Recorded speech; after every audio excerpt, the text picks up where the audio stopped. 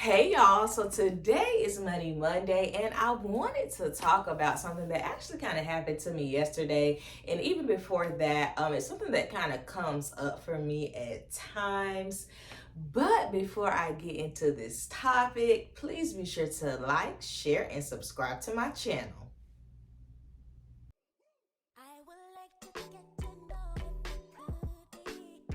So, what am I talking about? What do you do when you make a mistake with money? Or maybe it's not a mistake, but it's something that you're like, maybe I shouldn't have did that. And that is something that came up for me yesterday. So I have been trying out new hair and things, and I saw a deal at like the beauty supply store, and they had some hair for sale. So I'm like, I'm gonna go get some. Then as the day went on, I was like, girl, what I'm gonna do with this? Like, So of course, you know how these hair supply stores are like, they either do an exchange or they will do a credit. So I got a credit, right? But after I got the credit, I was like, why did you buy that? Like, you was doing too much, girl, okay? And I kind of was like beating myself up about it. It wasn't a lot of money at all. It was $56. So it wasn't like a dent within like my pockets or anything, but it was something that I was just like, why did I go and do that? I could have, did something else. And it was just like replaying in my head, just beating myself up. And I was like, wait a minute, like, let me really think this thing through about what is happening here. So for me, y'all, like sometimes with money, like when I do certain things or when I don't do certain things, I notice that like it is connected to a poverty mindset, right? It's connected to, oh my gosh, I'll never have enough for that. Or, I'm not going to be able to get that because, that's just not where I am right now. But it's really like connected to the fear of lack, right? So, I wanted to talk about this because I know that like a lot of us, struggle with the poverty mindset, whether that is when you make a financial decision that was small, like mine, or maybe, you've done something bigger, like, getting into debt. But I feel like it's all, connected to the poverty mindset. And I wanted to talk about, what can you do, when you feel that poverty mindset creeping up, whether it's connected to lack or just a fear, that I don't know, what to do, with my finances. I wanted to give you some tips on how you can work on that and how I need to work on that as well. So first things first, y'all, be reflective, okay? So like immediately, like I had to be just a bit reflective as to why I was tripping about $56 when I got a store credit that I know I'm gonna use pretty soon, right?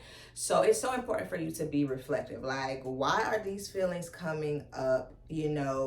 How did I get, into the situation, especially, if it was way more than $56, you want to be reflective and how did I get here, circle back, hindsight is 2020 as they say. So how did you get, to that space of maybe you didn't make the right financial decision, or maybe you're struggling with just those feelings of lack, right? It is so important to just sit down, take a breath, and maybe you write that out. Maybe you just sit and think about it for some time, not too much time, but you do devote some time to it, right? Reflection is just so important, across our lives, but especially with money, because it helps you to just kind of trace back, either why you spend the way you do, why you don't spend, the way you would like. And it helps for you to just be able to, plant a better picture for the future so that you can change those financial behaviors that you want to change. The second thing that I would recommend is engage your support system. When you're on any financial journey, it is so important for you to have people that you can go to ask questions, or even, just to give encouragement. So I texted my bestie and I was like, girl, like, why am I beating myself up about this? And she was like, I don't know why. Like, you're going to use that store credit. It's not like, it was a total loss, and it was $56. Like, chill, right?